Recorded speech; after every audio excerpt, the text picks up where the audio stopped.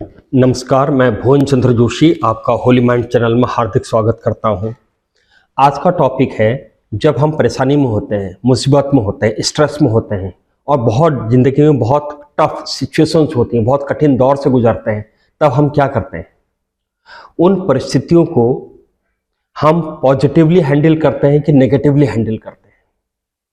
जो लोग positively handle करते हैं, इसका अर्थ है उनकी टेंडेंसी है कि उनके पास वो प्रॉब्लम का सॉल्यूशन ढूंढने का पॉजिटिव तरीके हैं और उसे कहते हैं पॉजिटिव कोपिंग मैकेनिज्म। और जो उस प्रॉब्लम को, उस स्ट्रेसफुल सिचुएशन को, उस चैलेंजेस को नेगेटिवली हैंडल करते हैं, उनके दिमाग में नेगेटिव चीजें आ जाती हैं, तो उसको कहते हैं नेगेटिव कोपिंग मैकेनिज्म। अब ऐसा हो नहीं सकता है कि किसी की जिंदगी में प्रॉब्लम ना आए या चैलेंजेस ना आए या कठिन दौर ना आए, ऐसा तो हो ही नहीं सकता है।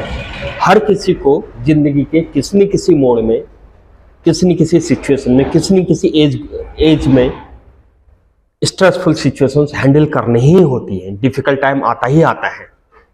और दूसरा, स्ट्रेस तो आज की लाइफस्टाइल का एक इम्पॉर्टेंट पार्ट ही हो गया है, तो इसको हैंडल नहीं कर पाएंगे तो स्थिति खराब हो जाएगी। अब हैंडल करने के क्या तरीके हो सकते हैं, उस पर आज हम बात कर रहे हैं। दो तरीके हो सकते हैं, नेगेटिव कोपिंग मैकेनिज्म और पॉजिटिव कोपिंग मैकेनिज्म। में पॉजिटिव तरीके भी हो सकते हैं, नेगेटिव तरीके से भी हो सकते हैं। अधिकांश लोग नेगेटिव तरीके ज़्यादा फॉलो कर देते हैं। तो पहले हम बात करते हैं कि वो नेगेटिव तरीके क्या हैं कोपिंग मैकेनिज्म के। जो हम कोई प्रॉब्लम आती है, उस प्रॉब्लम को हम हैंडल करने के हमारे नेगेटिव तरीके क्या हैं। इसको हम नेगेटिव क्यों कर रहे हैं? नेगेटिव इसलिए कर रहे हैं क्योंकि उससे प्रॉब्लम सॉल्व नहीं होती है। टेम्परेरी रिलीफ तो मिल सकता है, बट प्रॉब्लम सॉल्व नहीं होती है और प्रॉब्लम लॉन्ग रन में और विकराल रूप ले लेती है, जो हमें स्वास्थ्य, हमारे मानसिक रूप से, हमें इमोशनल रूप से, हमें हेल्थ के रूप में, हर तरीके से हमें लॉन्ग टर्म और नुकसान पहुंचा रही होती है। तो उसको हम नेगेटिव मैकेनिज्म कह दिया। पॉजिटिव मैकेनिज्म उसको कह दिया हमने, कोपिंग मैकेनिज्म उसको कह दिया जिससे कि सॉल्यूशन मिल रहा है। तो पहले हम बात करते हैं नेगेटिव कोपिंग मैकेनिज्म क्या है। नेगेटिव कोपिंग मैकेनिज्म में पहला आता है अवॉइडेंस। जब हम मुसीबत में होते हैं तो हम अवॉइड करने लग जाते हैं लोगों को। कुछ लोग ऐसा कर देते हैं कि लोगों को अवॉइड कर देते हैं, सिचुएशन को अवॉइड कर देते हैं और वो अपने आप को अकेले में धकेल देते हैं। ये पहली गलती है। दूसरी, सब्सटेंस अब्यूज, नशा। वो चाहे शराब हो या कोई और चीज हो, कोई जो भी ड्रग्स हो सकते हैं, या सिगरेट हो सकता है, टोबैको हो सकता है, उसका सेवन करने लग जाते हैं। ये टेम्परेरी रिलीफ तो लगता है, बट लॉन्ग टर्म में this is going to create, ये ज्यादा एक प्रॉब्लम करने वाला है, हर रूप में प्रॉब्लम। सो ये दूसरा जो गलती हो जाती है वो है सब्सटेंस अब्यूज, में नशे की तरफ को अपने को धकेल देते हैं। उनको लगता है कि थोड़ा रिलीफ मिल रहा है, ऐसा करने लग जाते हैं। तीसरा है, एक ये भी बड़ा कॉमन फैक्टर है, इमोशनल ईटिंग। इमोशनल ईटिंग का अर्थ है स्ट्रेस में तो बहुत ज्यादा हम खा रहे हैं, अब नॉर्मल खा रहे हैं, ओवर ईटिंग कर रहे हैं। कुछ भी हो सकता है, ये जैसे वो चाय पिए जा रहे हैं या मोमोज, कोई भी चीज वो अति करने लगे, ओवर ईटिंग हम करने लगे, ये हो सकता है। एक होता है सेल्फ हार्म, अपने आप को नुकसान पहुंचाना किसी न किसी रूप से, जिससे कि हमारे हेल्थ को, अपने को नुकसान पहुंचाना, अपने को चोट पहुंचाना, अपने को इंजरी पहुंचाना, ये हो गया। एक पांचवी जो इसमें जो प्रॉब्लम है वो है कि डेनियल। अगर किसी ने कह दिया कि अच्छा आजकल आप परेशान दिख रहे हो, नहीं तो मैं कोई परेशान नहीं हूं, जबकि परेशान है बंदा अंदर से, तो डेनियल वो मना करता है, कहता है कि नहीं मैं परेशान नहीं हूं, नहीं सब बढ़िया चल रहा है, तो वो मना कर, ये भी एक प्रॉब्लम है। एक्सेप्ट करना जरूरी है कि हाँ मैं प्रॉब्लम हूं, ये मेरी प्रॉब्लम है, अगर तेरे पास कोई समाधान है तो बता। एक होता है एस्केपिज्म, हम उस सिचुएशन से, उस प्रॉब्लम से, उन चीजों से बचने लग जाते हैं, अपना ध्यान हम पूरा डाइवर्ट कर लेते हैं। जैसे हम गेमिंग में घुस जाते हैं, हम बिंज वॉचिंग, हम बहुत ज्यादा टीवी देखने लग जाते हैं, मोबाइल देखने लग जाते हैं, हम डे ड्रीमिंग करने लग जाते हैं, अजीबोगरीब चीजें सोचने लग जाते हैं। एक तरीका ये भी है जो नेगेटिव कोपिंग मैकेनिज्म में, एक ये भी आता है कि एक पैसिव एग्रेशन होता है। अब मैं डायरेक्टली किसी से ये नहीं कर रहा हूँ कि उसको कुछ ऐसा नहीं कर रहा हूँ, बट उसको मैं टॉन्ट मार रहा हूँ, उसको मैं उसमें दुश्मनी दिखा रहा हूँ, उसमें फ्रस्ट्रेशन दिखा रहा हूँ, इनडायरेक्टली। डायरेक्ट कुछ नहीं कर रहा हूँ मैं। इसे कहते हैं पैसिव अग्रेसिवनेस। एक होता है बॉटलिंग अप इमोशंस, अपनी बात बतानी नहीं है, परेशान हूं मैं लेकिन अपनी बात शेयर नहीं कर रहा हूं किसी के साथ। वो उसको बॉटल अप करना मीन्स उसको मैंने अपने में बोतल में जो है ढक्कन लगा लिया, अपने जज्बातों को मैंने उसमें ढक्कन लगा दिया, उसको हम किसी को मैं लेट आउट होने ही नहीं दे रहा हूँ, किसी को पता चलने नहीं दे रहा हूँ। वो भी वो इमोशनल बिल्डअप बहुत भयंकर इमोशनल बिल्डअप करता है। एक है सोशल विड्रॉल, अलग हो जाते हैं अपने दोस्तों से, रिश्तेदारों से, अड़ोस पड़ोस से, सबसे उन्हें अलग थलग पड़ जाते हैं। अलग थलग पड़ जाएंगे तो फिर कोई सपोर्ट लेने का फिर प्रश्न कहाँ बनता है। नेक्स्ट जो नेगेटिव कोपिंग मैकेनिज्म आ जाता है ब्लेमिंग अदर्स, दूसरे को दोष देना, उसने ऐसा कर दिया, उसने ऐसा कर दिया, वो उसने ऐसा कर दिया, उसमें दूसरे को ब्लेम देते रहना। ये इस तरह से बहुत सारे कोपिंग मैकेनिज्म हैं जो नेगेटिव हैं। नेगेटिव इन द सेंस कि इससे फायदा नहीं हो रहा होता है, इससे नुकसान ही हो रहा होता है। अगर हम ये आइडेंटिफाई कर रहे हैं कहीं मैं गलत तरीके तो नहीं अपना रहा हूं, ये अपने आप से पूछ लेना, दोस्तों से पूछ लेना है, फैमिली मेंबर से पूछना है, रिलेटिव से पूछ लेना है, या कोई भी जो मेंटल हेल्थ एक्सपर्ट्स हैं या काउंसलर्स हैं, साइकोलॉजिस्ट्स हैं, उनसे हम बात कर सकते हैं कि कहीं ये तरीका गलत तो नहीं हो रहा है, जिससे कि हम उस चीज से बच सके, अपने को ज्यादा नुकसान पहुंचाने बच सके।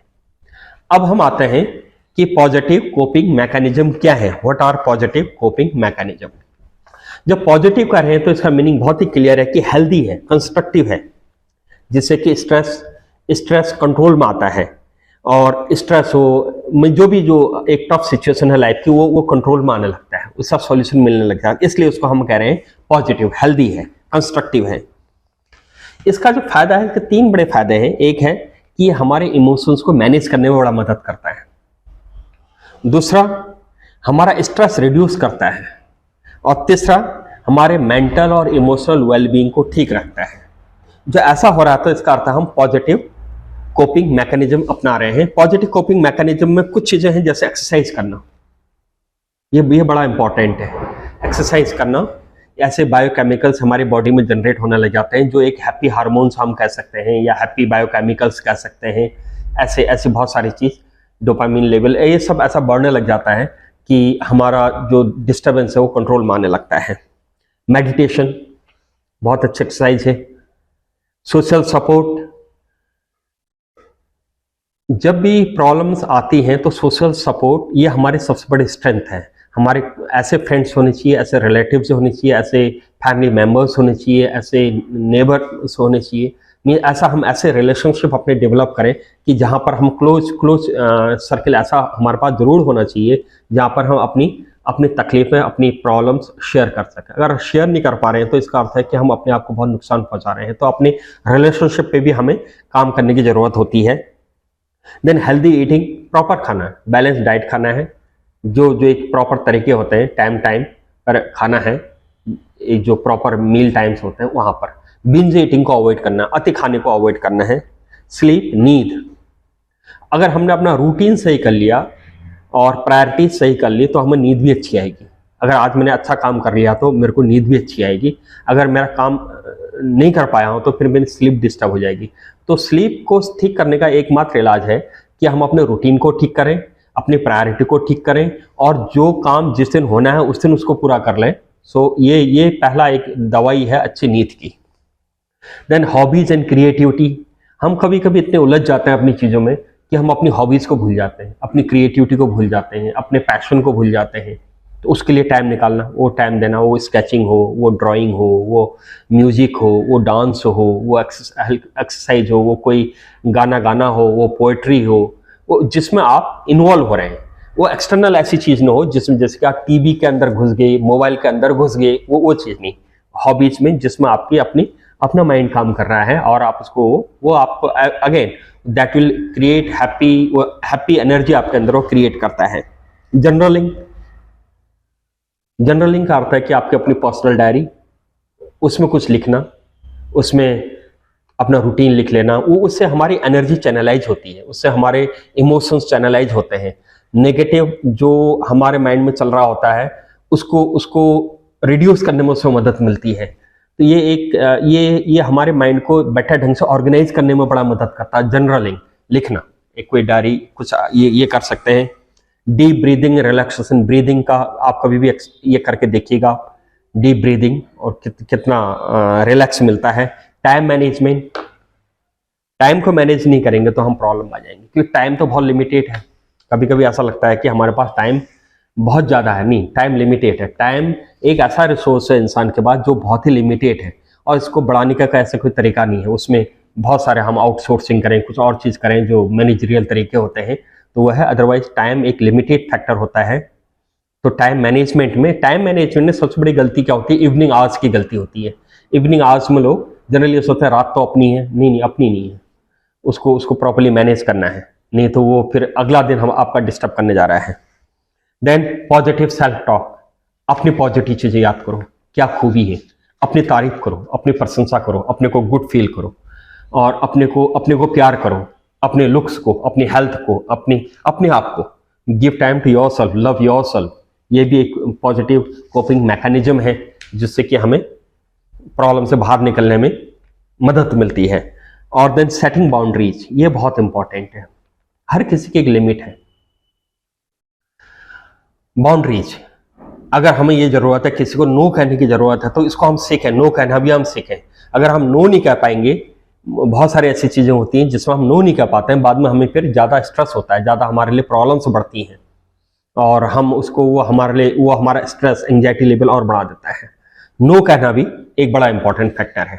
फाइनली इसको हम ये कह सकते हैं कि प्रॉब्लम्स तो हर किसी की लाइफ में है, वो प्रॉब्लम्स आएंगी और प्रॉब्लम जाएंगी, लेकिन अगर हमने सही तरीके पॉजिटिव कोपिंग मैकेनिज्म अडॉप्ट कर लिए तो बड़ी से बड़ी प्रॉब्लम भी हमारे लिए एक छोटी बात हो जाती है। अगर हमने नेगेटिव तरीका अपना लिए तो छोटी से छोटी प्रॉब्लम भी हमारे लिए एक बड़ी बात हो जाती है। With this, thank you very much. Next video में नई इंफॉर्मेशन के साथ फिर मैं आपके सामने हाजिर होऊंगा। Till then, enjoy and celebrate.